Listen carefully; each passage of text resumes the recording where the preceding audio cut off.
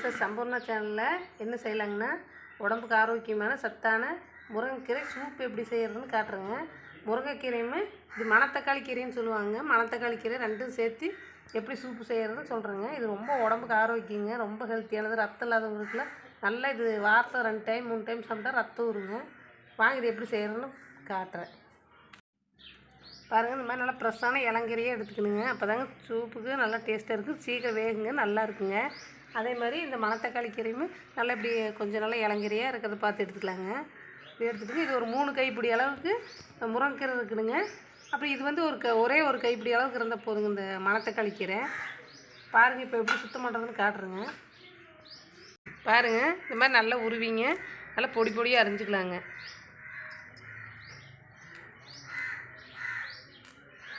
நல்லா ஃப்ரெஷ்ஷான கீரையாக இருக்குதுங்க. மரத்தில் ஒடிச்ச உடனே பண்ண மாதிரி நல்லா இளங்கீரையை எடுத்துங்க. இந்த மாதிரி இது நல்லா பார்த்துட்டு சுத்தமாக நல்லா இந்த மாதிரி இளந்தண்டுதாங்க. இதெல்லாம் சின்ன சின்ன நல்லா பொடி பொடியாக அரைச்சிக்கலாங்க. பாருங்கள் இப்படி நல்லா பொடி பொடியாக அரைஞ்சிக்கலாங்க. இது நல்லா வெந்துருங்க, வணக்கும் போது நல்லா வெந்துருங்க. நல்லா இளங்கீரையாக இருந்தால் நல்லா டேஸ்ட்டாக இருக்குங்க சூப்பு. குடிக்காதே கூட வாங்கி குடிப்பாங்க நல்லா.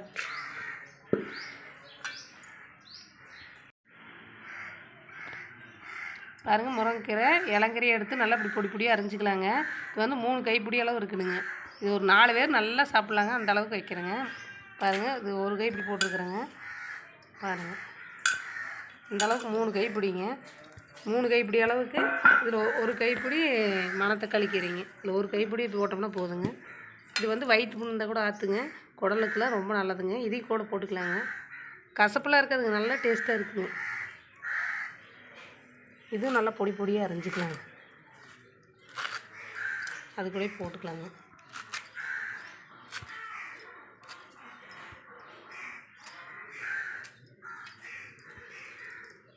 கீரை நல்லா வந்து க்ளீன் பண்ணிவிட்டு தண்ணியில் நல்லா விட்டு அலசிட்டு அரிஞ்சு வச்சுக்கிறேங்க. 3 கைப்பிடி முருங்கைக்கீரை, 1 கைப்பிடி மணத்தக்காளி கீரை அரிஞ்சு வச்சுக்கிறேங்க. அதுக்கு வந்து 2 தக்காளி பழங்க, நல்லா பெரிய சைஸ் பழமாக 2 பழம் அரிஞ்சு வச்சுக்கிறேங்க. சின்ன பழமாக இருந்தால் நீங்கள் 3 கூட போட்டுக்கலாங்க. 3 பல் பூண்டுங்க, 2 வெங்காயங்க, 2 வெங்காயம் நறுக்கி வச்சுக்கிறேங்க. இது வாங்க எப்படி செய்யலான்னு காட்டுறேங்க. பாருங்க ஒரு மண் சட்டி அடுப்பில் வச்சிடலாங்க. இது நல்லா சூடாகட்டுங்க. சூடானதுக்கப்புறம் என்ன பண்ணுறதுன்னு காட்டுறேங்க. பாருங்க சட்டி நல்லா காஞ்சிருச்சுங்க. எண்ணெய் கடலைக்கொட்டை எண்ணெய் ஊற்றிக்கலாங்க. நல்லா சுத்தமான செக்கில் ஆட்டின எண்ணெய். நீங்கள் வேணால் தேங்காய் இருந்தாலும் ஊற்றிக்கலாம், வீட்டில் என்ன எண்ணெய் இருக்குது அதை ஊற்றிக்கலாங்க. இது இந்த எண்ணெய் ஊற்றினா நல்லா டேஸ்ட்டாக இருக்குங்க.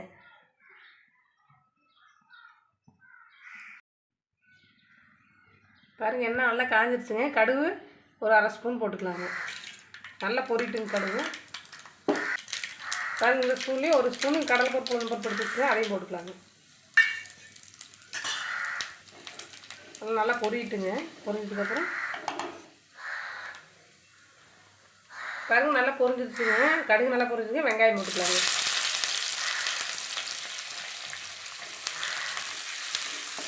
பாருங்கள் நல்லா வெங்காயம் நல்லா வணங்கட்டுங்க. வணங்கினதுக்கப்புறம் தக்காளி பழம் போட்டுக்கலாங்க. பாருங்கள் வெங்காயம் வணங்கிருச்சுங்க. நல்லா வணங்கினதுக்கப்புறம் 3 பல் பூண்டு நல்லா தட்டி வச்சுருக்குங்க, அதையும் போட்டு வணக்கிக்கலாங்க. நல்லா வணங்கினதுக்கப்புறம் தக்காளி போட்டுக்கலாங்க. பாருங்கள் தக்காளி பழம் 2 அரிஞ்சு வச்சுக்கிறேங்க, அதையும் போட்டுக்கலாங்க.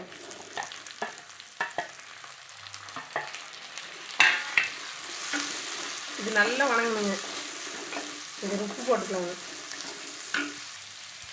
பாருங்கள் கல் உப்பு போட்டுக்கலாங்க.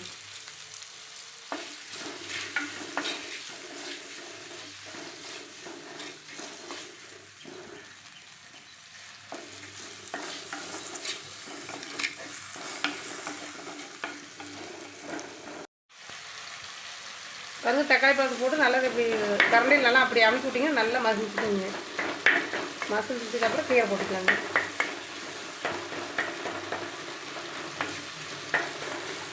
மஞ்சத்தூள் போட்டுக்கலாங்க. ஒரு 1/4 ஸ்பூன் மஞ்சத்தூள் போட்டுக்கலாங்க.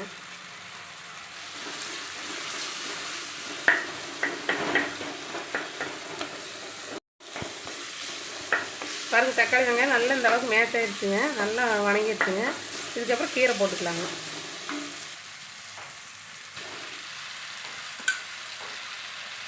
நாலு பேர் தாராளமாக சூப் குடிக்கலாங்க. இது நல்லா வணங்கணுங்க. நல்லா வணங்குற அளவுக்கு நல்லா கலந்து விடணுங்க. மணத்தக்காளி கீரை இருந்தால் போட்டுக்குங்க, நல்லது. இல்லைன்னா கூட முருங்கை தழையிலே இப்போ செய்யலாங்க.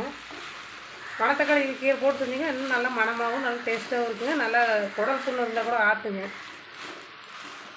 இந்த மாதிரி வாரத்துக்கு 2 டைம் செஞ்சு சாப்பிடுங்க. உடம்புக்கு நல்லா ஹெல்த்தியாக இருக்குங்க. ரத்தம் இல்லை, டாக்டருக்கு போனால் ரத்தம் இல்லை அப்படிங்கிறீங்களே, இது வாரத்துக்கு 2 டைம் 3 டைம் சாப்பிட்லாங்க.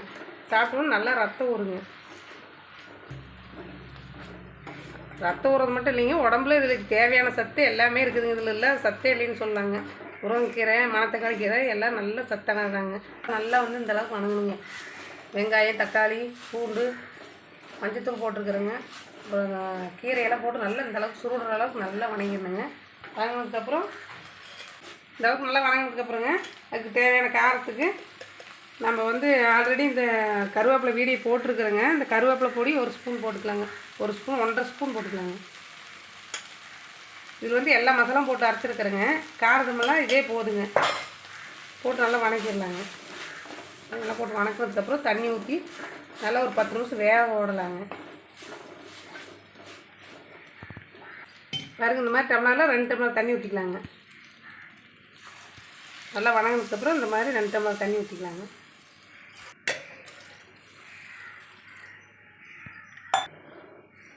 நல்லா ஒரு 10 நிமிஷம் நல்லா வேகட்டுங்க. வெந்ததுக்கப்புறம் எப்படி இருக்குதுன்னு காட்டுறேங்க. உப்பு வந்து ஆல்ரெடி போட்டிருக்குறேங்க. உப்பு பார்த்துட்டு கணக்காக தேவையான அளவுக்கு உப்பு போட்டுக்குங்க. பாருங்க, 2 டம்ளர் தண்ணி இது 1/4 லிட்டர் பிடிக்குங்க. இந்த டம்ளரில் 2 டம்ளர் தண்ணி ஊற்றிக்கிறேங்க. வந்து நீங்கள் வீட்டில் கருவேப்பிலை பொடி இல்லை அப்படின்னா நீங்கள் மிளகு, சீரகம், அப்புறம் கடலைப்பருப்பு, உளுந்தம் பருப்பு இதெல்லாம் வறுத்துங்க. பொடி பண்ணி ஒரு 2 ஸ்பூனை கொஞ்சம் ஒரு 2 மிளகாய் போட்டு 2 ஸ்பூன் போட்டுருங்க. நல்லா மணமாக இருக்குங்க, குடிக்கிறதுக்கு நல்லா டேஸ்ட்டாக இருக்குங்க. கருவேப்பிலை பொடி இருந்தால் அதை ஒரு 2 ஸ்பூன் போட்டுக்கலாங்க.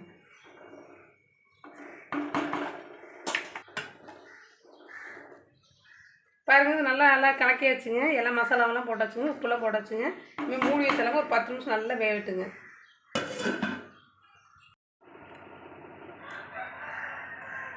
பாருங்கள், 10 நிமிஷம் ஆயிடுச்சுங்க. நல்லா வெந்து போச்சுங்க. இந்தளவுக்கு வெந்துக்கணுங்க. வெந்ததுக்கப்புறம் வேறு கப்பில் ஊற்றிக்கலாங்க. பாருங்கள், சுவையான சூப் ரெடி ஆயிடுச்சுங்க. நீங்களும் வீட்டில் செஞ்சு பாருங்கள். குழந்தைகளுக்கு வாரத்தில் 3 டைம் இந்த மாதிரி நல்லா செஞ்சு கொடுங்க. நீங்களும் நல்லா சாப்பிட்லாங்க. உடம்பு சரியில்லாதவங்க எல்லாருமே நல்லா சாப்பிட்லாங்க. வீட்டில் செஞ்சு பார்த்துட்டு டேஸ்ட் எப்படிக்குன்னு கமெண்டில் சொல்லுங்கள். எங்கள் வீடியோவுக்கு ஒரு லைக் போடுங்க. மறக்காமல் மிஸ்ஸஸ் சம்பூர்ணா சேனலை சப்ஸ்கிரைப் பண்ணுங்கள். நன்றிங்க.